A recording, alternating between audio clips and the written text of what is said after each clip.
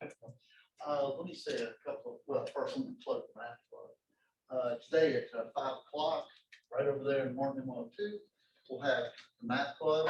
I would encourage y'all to show up, especially given what the majors most of you are, this data science and analytics. I have a lot of people that ask me about this. This is kind of a hot deal. I'm sure almost everybody's heard of data science, big data, analytics, things like this. And I think especially people that have sort of an engineering, thing on the horizon for you in the future, this might be interesting. My daughter, as a matter of fact, is an engineer, and she's doing a master's in data science right now, and really kind of digs it. So this will be a good math club to kind of get some questions answered about that if you're interested. Also, let me say a couple of words about the next homework due next week. So the first one, if you remember, is actually from one of our theorems in class, and it was the one that I left out, right? So I'll leave that to you as an exercise. Show that if A, X, and Y, you can assume these are all integers and all non-zero. Show that A times the greatest common divisor of X and Y is the greatest common divisor of AX and AY. And actually, that shouldn't be too hard to do. I'd call the greatest common divisor D, and then see where the good Lord takes you on that one. For the next one, I'm going to talk a little bit about what's in red here. The red's kind of explanation here. Consider the set Zn. So we're going to call Z sub n 0 bar, 1 bar, 2 bar, all the way up to n minus 1 bar. Notice these are the numbers that are between 0 and n minus 1. These are the numbers that you could get if you divided some number by n and got a remainder, right? Because the remainder has to be between 0 and n minus 1, right? These are, in fact, the equivalence classes that we talked about last time. This collection of elements has addition and multiplication modulo n in exactly the way that we talked about last time.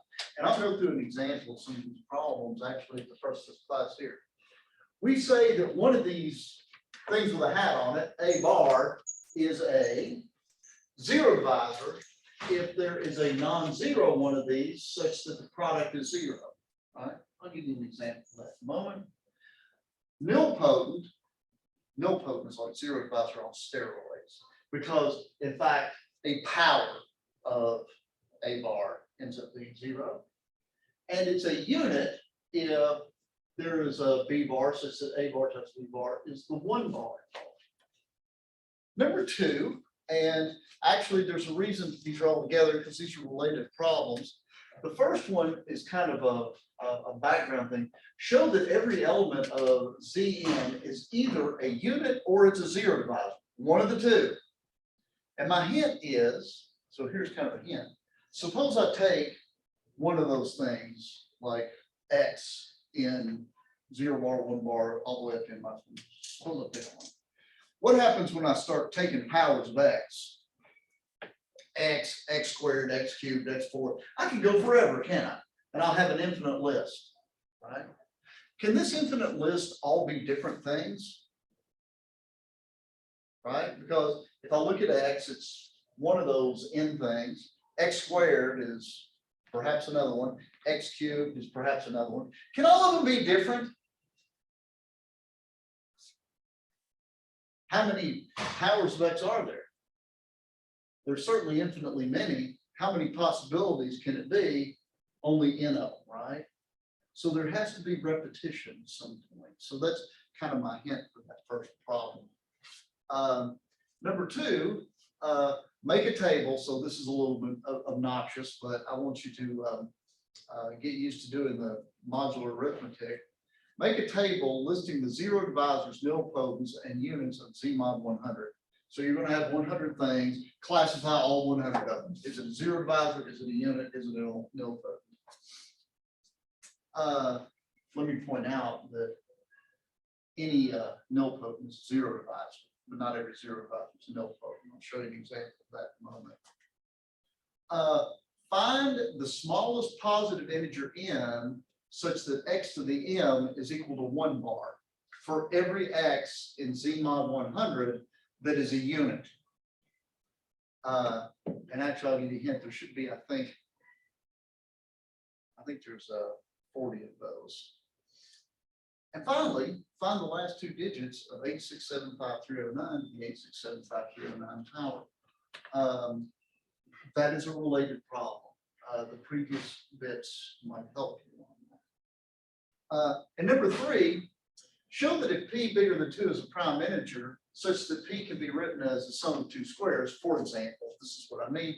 Notice 13 is prime, and it can be written as this square plus that square. Then the prime automatically has to be equivalent to 1 mod 4. So if you look at its remainder upon division by 4, it has to be 1 if it's bigger than 2. This is actually a very important theorem in number theory, which is used in coding theory. Any questions on that? So this homework, especially problem 2, I think will help you get your hands dirty practicing some of this modular arithmetic. And I'll do some examples on this as well. Okay, any questions?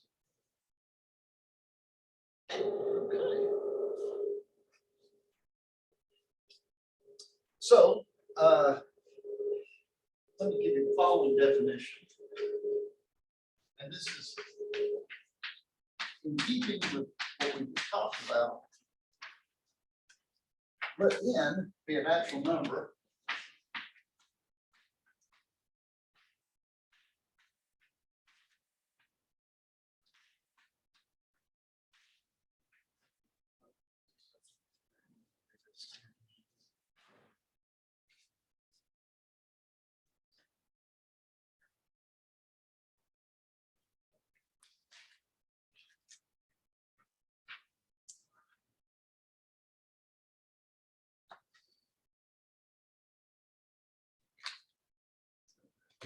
Let it be a natural number and consider the set of elements.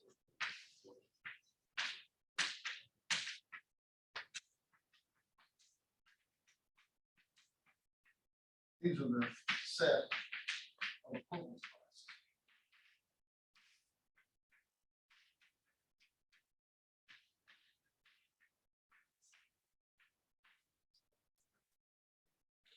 Right. So for example, if n was 5, this would be 0 bar, 1 bar, all the way up to 4 bar. And these are just the equivalence classes of numbers that you can get upon division, that remainder upon division by 5. We define the following 2 operations.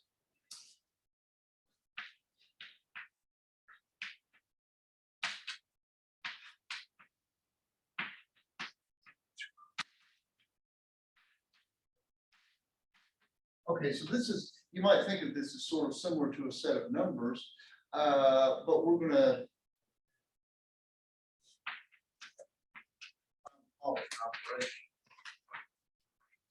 we can add things and we can multiply things here.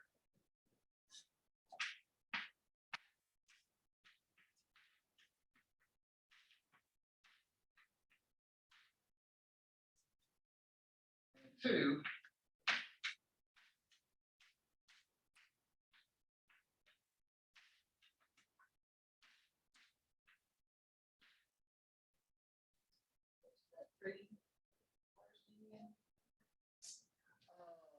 What that means is, this just means that R minus quantity A minus B, R minus quantity A plus B is divisible by N. Okay. Right, it's just our equivalence relation last night. Let me give you an example of how to show this works.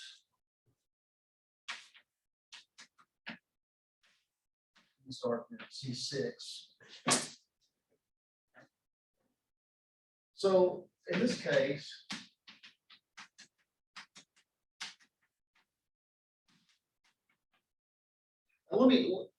let me simplify this for you a little bit. This just means you add and multiply like the clock, right? In other words, you add 2 integers just like your ordinary integers, and multiply 2 integers just like your ordinary integers. But if you get outside of the range, you just bring it back in. So for example, 3 bar plus 1 bar is 4 bar. There you go. Everybody knows that 3 plus 1 is 4, right? What happens if you get out of whack here? I mean, I sort of could write that, but my problem is I notice there's no 8 bar here. How do I rewrite this? 3 bar plus 5 bar. Well, okay, certainly do that, but how do I rewrite the 8 bar with the fact that it's not compatible? It doesn't live here. There you go. You don't like that 8? I don't like that 8. Divide it by 6, take the remainder. 2 bar. So 4 plus 4 is 2 here. And it's just like the clock. 1, 2, 3, 4, add another 4. 5, 6, which is 0, 1, 2, right? So it's just like going around the clock. What about 4 bar times 4 bar?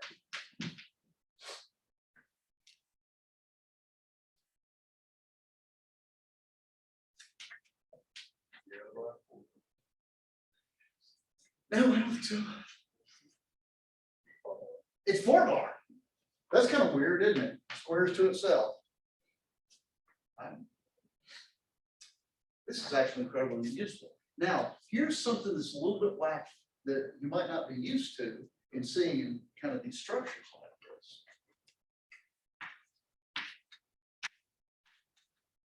What's 2 bar times 3 bar?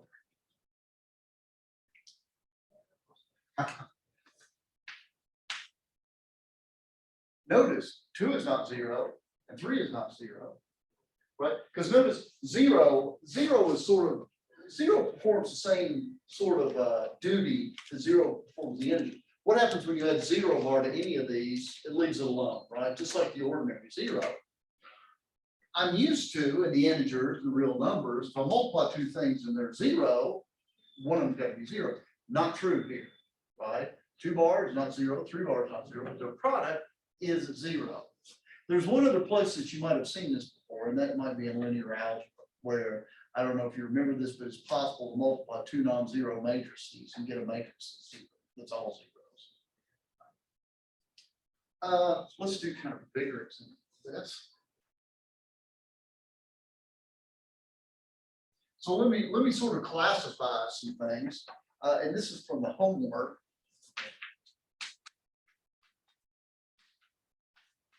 Get our own hands a little dirty with modular arithmetic here.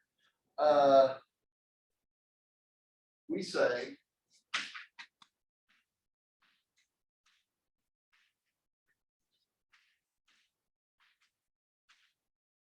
one, 0, 5.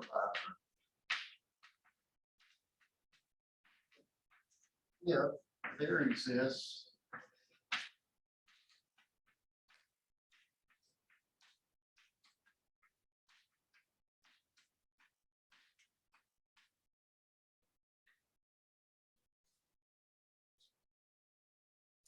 by the way, we saw one of these in Z6, right? 2 is a 0 divisor because there's a non-zero thing that hits it to be 0. 3 is a 0 divisor because there's a non-zero thing that multiplies to it and makes it 0. Everybody okay with it? Let me point out that 0 bar is a 0 divisor because 0 bar times 1 bar is 0 bar and 0 bar is 1 bar. All right. 2, no potent.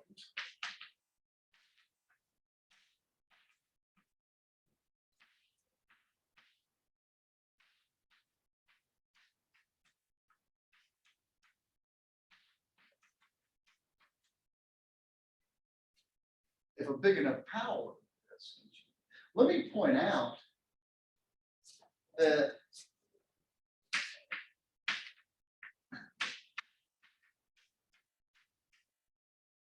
if n is the smallest power that gives you 0, 1 less power, well, so it's a 0 divisor, isn't it? Right? Because if n is the smallest power this equals 0, then a bar of the n minus 1 power times 0. So the point is anything that's nilpotent is a 0 divisor. You might ask yourself, if it's a 0 divisor, is it a nilpotent? Let's go back to this example. Would everybody agree that 2 is a 0 divisor? This is a Z6, because 2 times 3 is 0. What happens to the powers of 2?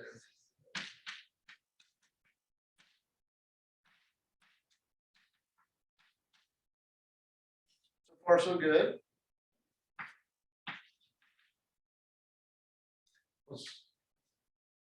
What's 2 bar cubed? It's 2 bar again, isn't it? Right there. No way on this God's green earth is any power that's going to ever be 0 because it just repeats back and forth. So you can be a 0 divisor without being a nilpotent, but any nilpotent is 0. Right? Notice that 0 is a nilpotent with n equal to 1.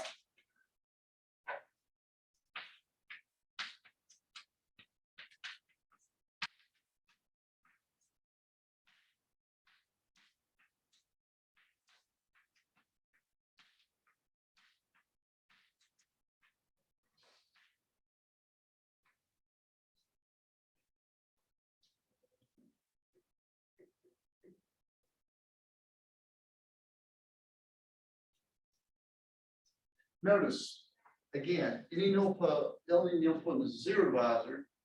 Not all 0 divisors are nilpotents. Notice units and 0 divisors are mutually exclusive. That may not be completely clear. Let me write this down plain.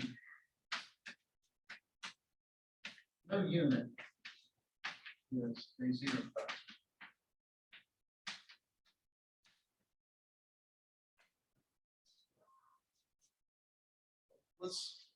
Let me prove this. Suppose AB equals 1 bar. That means that A is a unit, right?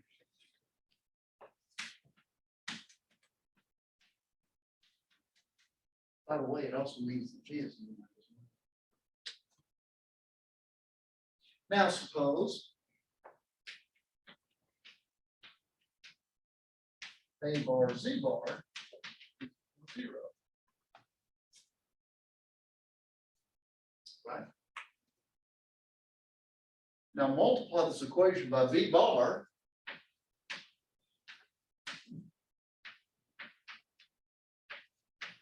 And notice V bar times 0 bar is 0 bar. This is now a 1 bar. So that means if you multiply A times Z and get 0, that means that Z is 0. So A is not a 0 divisor. Because remember, you have to have a non-zero thing that multiplies. Everybody okay with that? So if you're a unit, you can't be a 0 divisor. And conversely,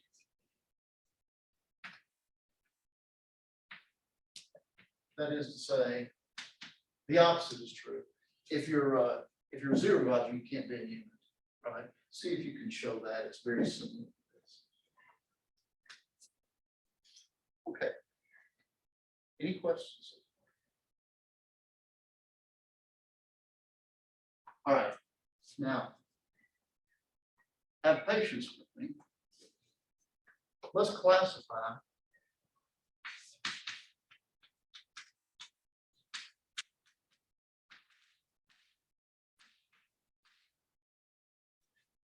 see if I can get here.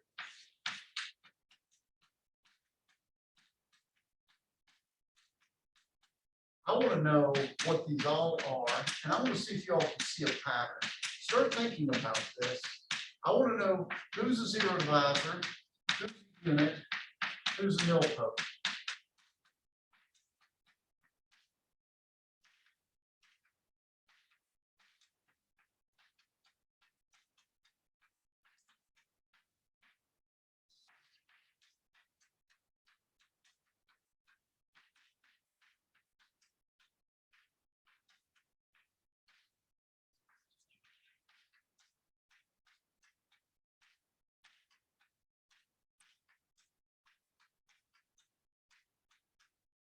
So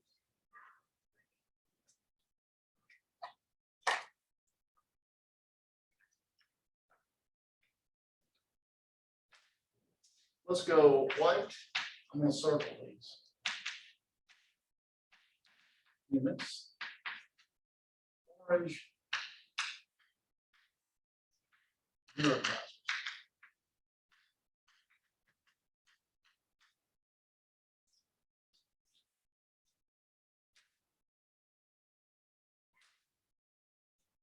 Okay.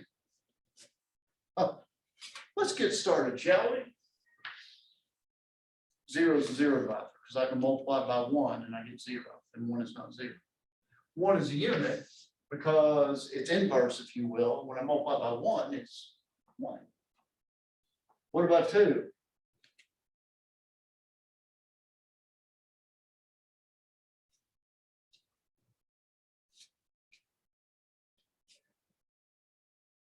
Anybody see something that 2 is a 0 by? Can anybody see something you can multiply 2 by and get 0? 18. That is correct. Because think about what it means to be 0. It means really you got to be a multiple of 36, right? And so you get probably the most. And by the way, let's sort of take care of this while we're at it. If 2 is a 0 divisor, then so is its complement 18, right? 2 times 18. What about 3? It's a 0 divisor too. Can you see what you multiply by? Agreed.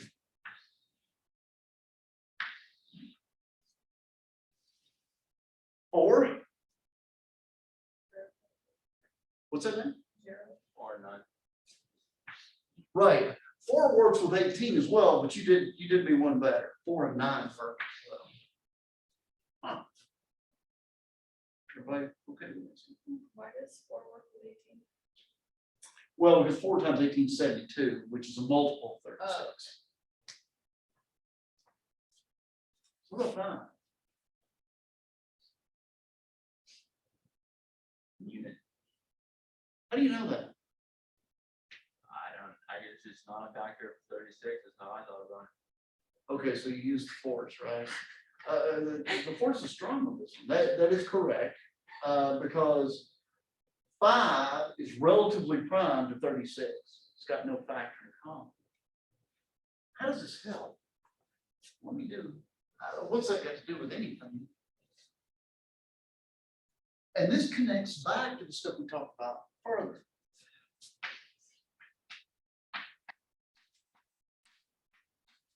Greatest common divisor of 5 and 36 is 1. Three. What's the theorem that we proved last time about two numbers whose greatest common? Well, for any, what can you say about the greatest common divisor of any two numbers? If the greatest common divisor of A and B is D, that means D divides A and D divides B, and it's the largest common divisor. But what do I know that I can do? That is exactly right. There's a linear combination. I don't know what they are off the top of my head, but I do know we can find M and N in the integers such that 5M plus 36N is equal to 1. That was a huge thing about greatest common divisors. Agree? Now, reduce this.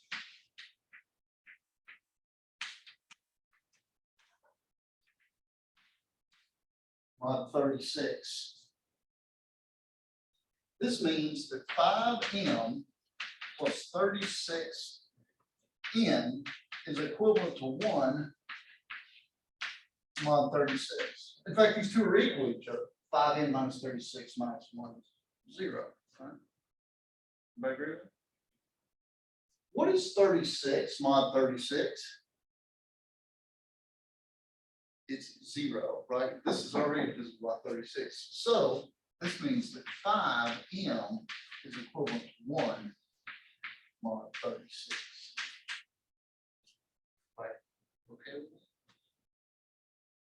So translation.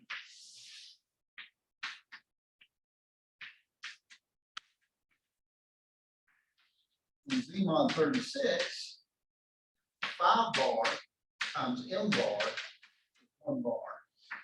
So 5 bar is a unit. Because whatever this M turned out to be is the inverse of it. Has anybody been able to figure it out yet? What's that now? Well, right, but I mean, can you tell me exactly what the inverse of 5 is? What do I need here to multiply this by to give me 1 mod 36. 7. You were so close, right? You got -1, but actually, so Oh, yeah. 5 bar times 7 bar. Yeah. I agree. But now, how can you take that and fix that? So just square this.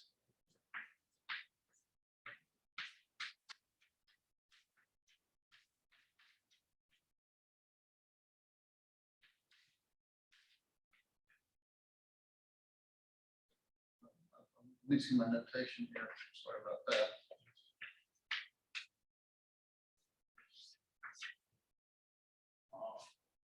So actually, the inverse should be 7 times 5 times 7 mod 36. Now that may seem bad, but 7 times 5 is 35, which is -1. So it should be, the inverse of 5 should be -7. And -7 is 29. I bet these two work. 5 times 29 is what, 145, right? -1 is 144, which is 36 times 4. So these two pair up. How did you get to 29 again? This piece right here is 35, which is -1. Correct? So this whole piece in here is -7, right? Why is it -7? Because it's -1 times 7, Oh, right? Yeah. So it's -7, 36 minus 7, 0 minus 7 is 29. And it works. This is like a bit of magic, actually. By the way, there's nothing special about 5, right? Anything that's relatively prime to 36 should be a unit. Everybody agree with that? So actually, everything in this column, these are all units. In fact, that one's -1. And everything in this column. Everybody okay with that?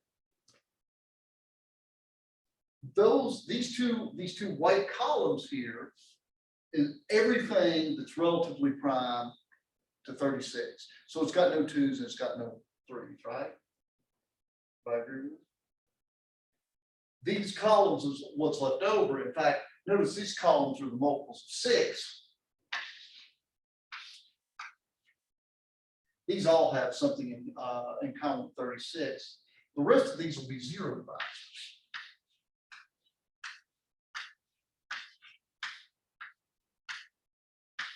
All of these will be 0 divisors. For example, what's something that you can multiply 22 by? That sounds like a daunting task, but you know what? I'm going to go back to 18. I think that's efficient. How did I know to go to 18?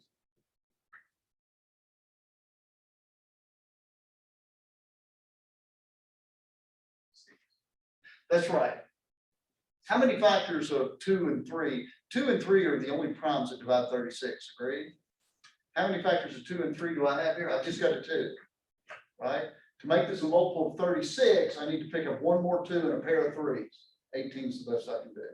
And notice 22 times 18 gives you 0, right? For example, what if I wanted to go 16?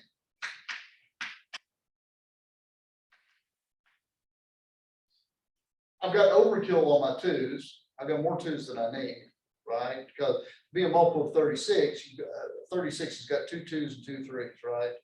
It's 2 squared times 3 squared. I got more 2s than I need. All I need is a pair of 3s. So 9 or 18 or will work. I'll just go with 9. Everybody see how I'm doing?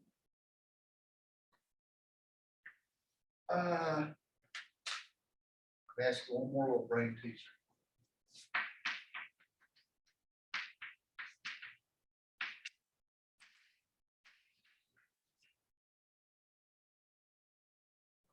Notice that everything was either a unit or a zero divisor here, either an orange or a white.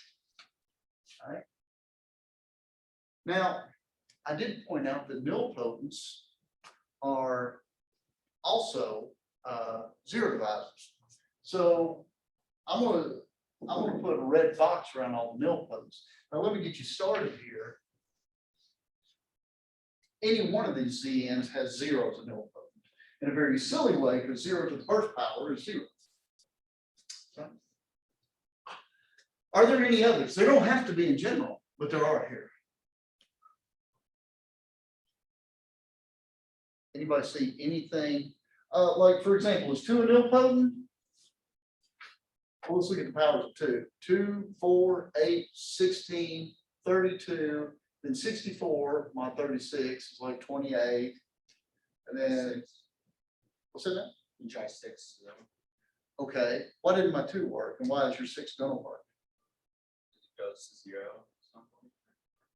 Right, I mean, okay. Notice what happens when you square 6?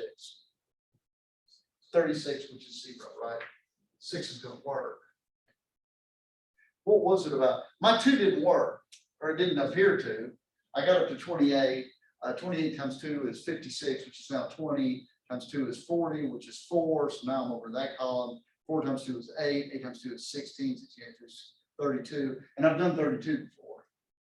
Yeah, so this starts to repeat. How come, what was better about his example than my choice? Yeah. Power of 3. Okay, that's right.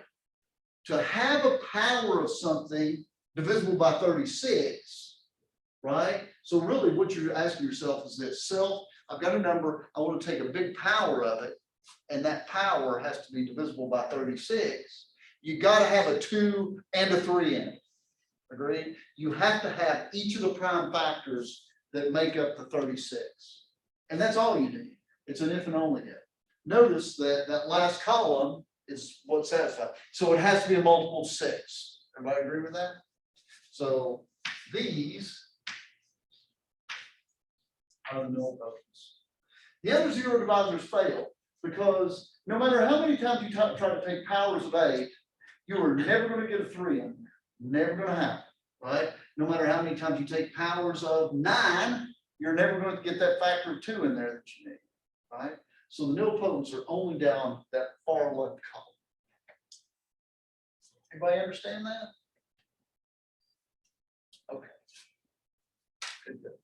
And like I said, this doesn't, it's not, you don't even have to,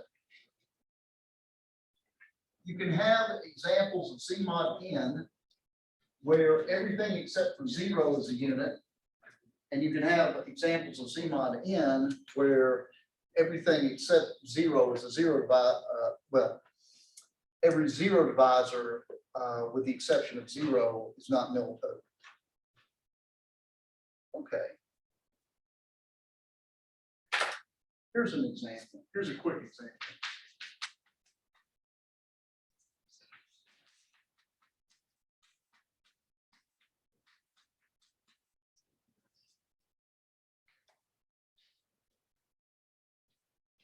How many roots does that have? Let's say in the real numbers. Anybody see any roots to this? There's actually one root that I think might be not too difficult to find.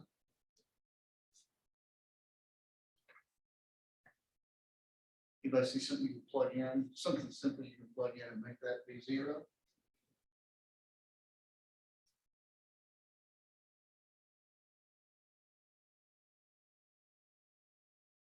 Would anyone like to speak up? X equal 1 works, right? So everybody agree with that? 1 minute. Oh, actually, It doesn't. yeah, it doesn't. I made a mistake. So this, well, so actually this may make for a better example. And so here's my question: how did you find how many roots this has? Right, you can do calculus, right? So f prime of x is 3x squared minus 2, right? And so you make a sign chart. This is square root 2/3 minus 2/3. And so what this does is, so basically what this function does is it goes like this. It goes up, then down, then up. Now I haven't put a scale in there, but everybody agrees that that's the general form of this. So how many roots are you going to have here? You were right not to answer. There's not enough information, right? Because it depends. It depends on where the x-axis goes, right? If the x-axis goes down here, you'll only have one root, right? If the x-axis goes up here, you'll only have one root. If the x-axis goes somewhere here in the middle, then you'll have 3 roots. Everybody agree with that? How can I tell? I can plug in the critical forms, couldn't I? And see where they fall. So this is square root of 2/3, isn't it? Yes. And when you plug this in, this is going to be 2/3 square root 2/3 minus 2 times square root 2/3 plus 3. And looking at that, what would you think? Is that positive or negative? It looks positive to me, right? Because this is really minus 4/3 times a number less than 1. So that's going to be, this is going to be like minus 1 essentially. And the plus 3 is too big. It keeps it up here, right? So how many roots does this have? It's just got 1. And it's 3 at the origin. So make it right there. So this looks more or less like that. It's got 1 root.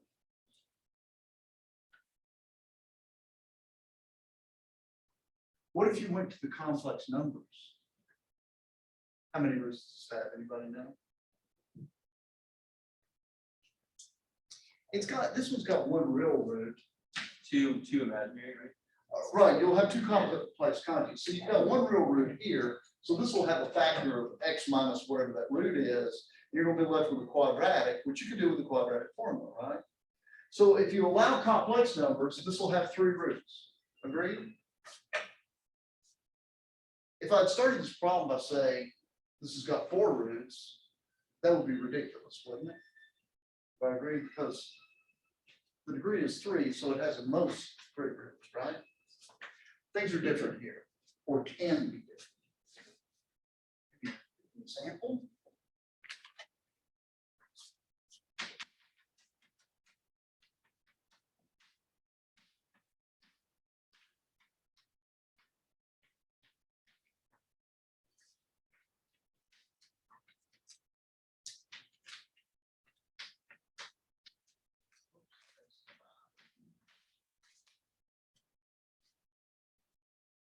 Now, in the old days, if you were in a calculus class, how many solutions to x to the 5 equals 0 would you expect to have?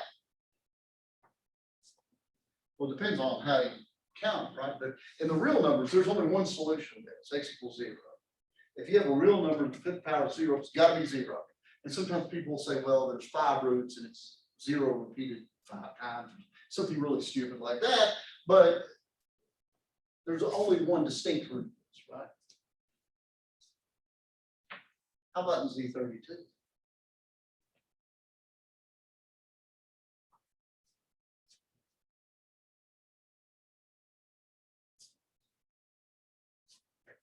What are the primes that divide 32? There's only 1. It's 2. Everybody agree with me? So actually, it seems like in this range, since this is a prime power, if I take an analog from that, every 0 divisor is going to be the step that has a factor in common with 2, right? So in Z32, you've got 0 bar, 1 bar, 2 bar, 3 bar, 4 bar, 5 bar, all the way up to 31 bar. Half of those are even and half of them are odd. Agreed? The half that are odd are relatively prime to 2 and are units. The half that are even have a factor of at least 2 in them. And so they should be nilpotent, because if you've got anything with a 2 in it, if you take the 5th power of it, it's going to have a 32 in it and going to be 0, right? And so in fact,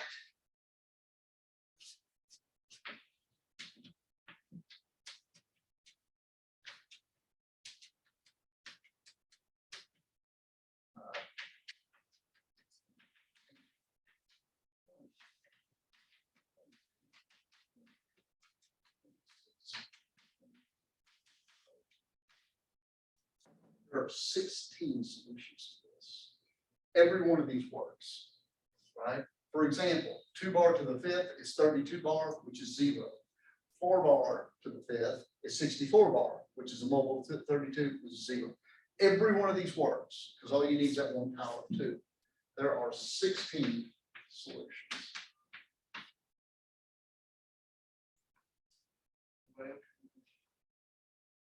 Here's another example.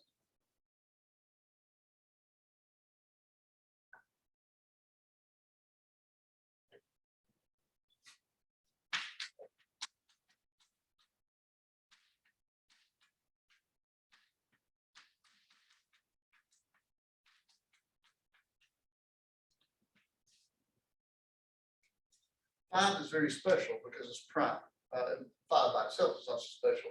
It's just important 5 is prime. Let's look at the units here. Notice, of course, that 0 is not a unit. In fact, it's a 0 divisor and it's nilpotent. But everything that's not 0 is a unit. 1 is a unit, right? Because 1 times 1 is 1. 2 is a unit. Notice that 1, 2, 3, and 4 are all relatively prime to 5.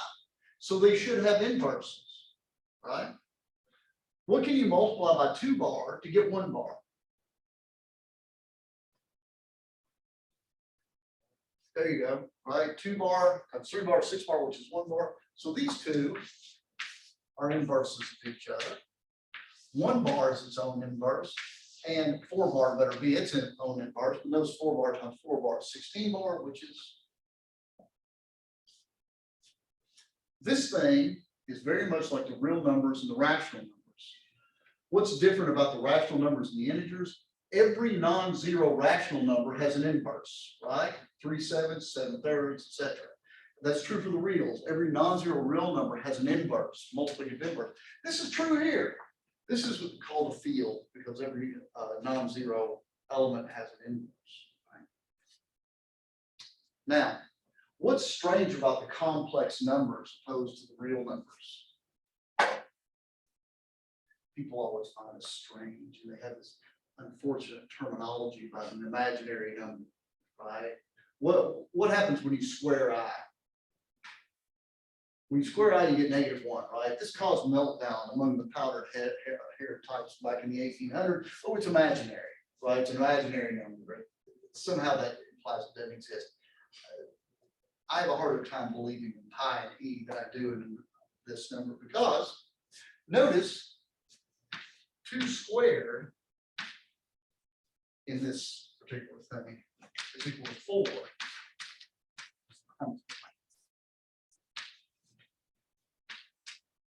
So 2 is basically like I. 2 squared is -1 in Z5.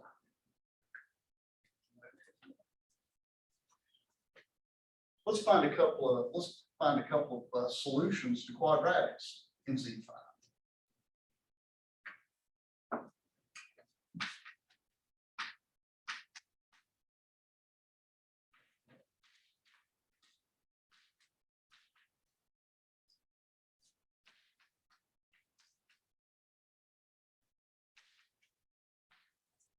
Let's do this one first, x squared plus 1. And you know what? I'm going to be a silly person, and I am going to use the quadratic formula just like I was in a high school class, right? But I'm going to show you how this connects to modular arithmetic. Y'all remember the quadratic formula, right? Let me write this out. Dramatic intent, x squared plus 0x plus 1. And I got this crazy formula, x equals -b plus or minus the square root of b squared minus 4ac minus 4 over 2. Agreed? But look what a lucky fellow I am. Minus 4 is equal to plus 1 mod 5, right? Minus 4 and plus 1 are equivalent to mod 5. So here we go. This is plus or minus 1 over 2, which is plus or minus 2 bar inverse, right? That's what 1/2 is, which is plus or minus 3 bar. Because the inverse of 2 is 3. And notice this works. If you put in 3 bar, you get 3 squared is 9 plus 1 is 10, which is 0, z mod 5. And if you put in -3, which is 2, you get 4 squared plus 1 is 5, which is right, okay.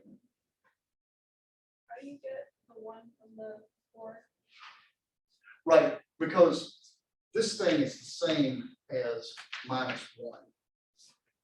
Agreed? So -4 is the same thing as +1.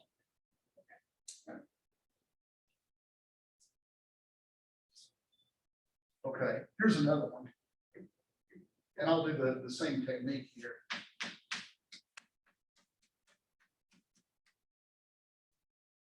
What if I try to do this? Well, I can do the same quadratic formula business. -1 plus or minus the square root of 1 squared minus 4 over 2.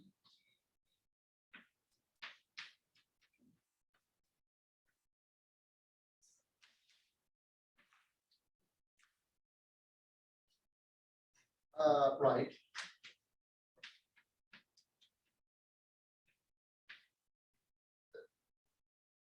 Because -3 and 2 are the same thing.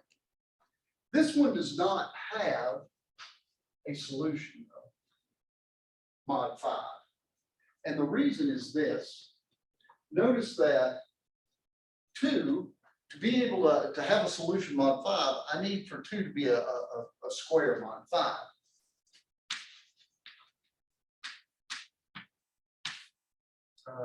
X.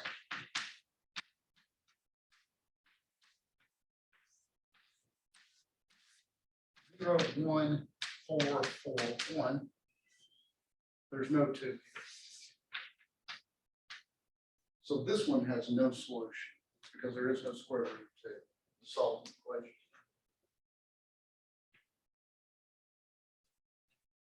Any questions?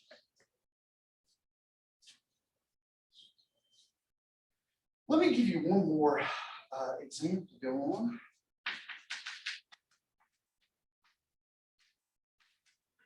There are no solutions.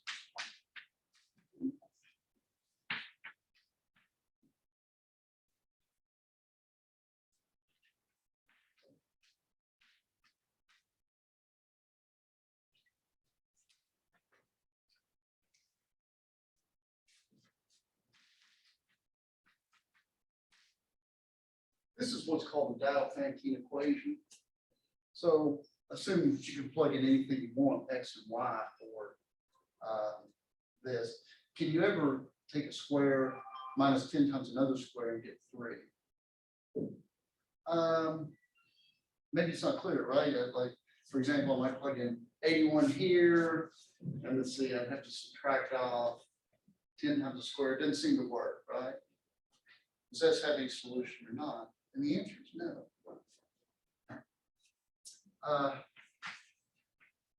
Reduce this mod 5. If X and Y are solutions, then you get X squared minus 10Y squared is equivalent to 3 mod 5.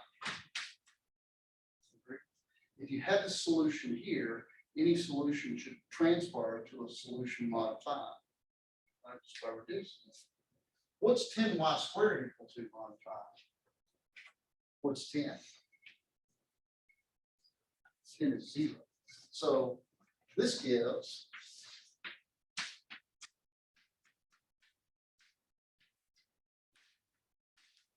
and this is impossible. Because we can see from the table over here that 3 is never a square mod 5. The existence of a solution here would give a solution to this. There are none. And the cool thing about this is there are only finitely many things to check here. All you have to do is plug in 5 things and see if it works or not. Here, oh my God, it's awful. So just to make sure that we know we've done something, let me ask you this. Does this equation have any solutions, any integers? And the answer, a very quick answer, is yes. X equals plus or minus 1 and y is 0, correct? Does it have any others? Are there any others? Can you take a square minus 94 times a square and get 1? Besides doing the silly y equals 0 plus 1. The answer is yes. But the smallest solution is x is 2,143,295 and y is 221,064. So you're not going to guess that, but that is the smallest non-trivial solution to that equation. So this really does accomplish it. Okay, any questions on that? Any questions? You Yes. can always reduce down those to like mod something. You can always try. Now, sometimes, so here's the problem. That's a great question. If I change that 3 to like, let me change that 3 to like an 11, right? Then x squared minus 10y squared equals 11. This would now reduce to x squared is equivalent to 1 mod 5. And that is a possibility. You do have a solution mod 5, but maybe that translates back to something here and maybe not, right? This is really best at saying, okay, no, there is no solution, because once you get that it's possible, it gives you some clues because it tells you what for example, if you have x squared is equivalent to 1 mod 5, that means x has to be either 1 or 4, right? So you know that if there is a solution, then this has to either be of the form 1 plus 4k or 4 plus 4k. I'm sorry, 1 plus 5k or 4 plus 5k. Good. Any other questions? Okay. Well, think about the math though. If you got time, don't forget you got homework due at noon if you haven't turned it in. Other than that, you guys have a good weekend and we will see you.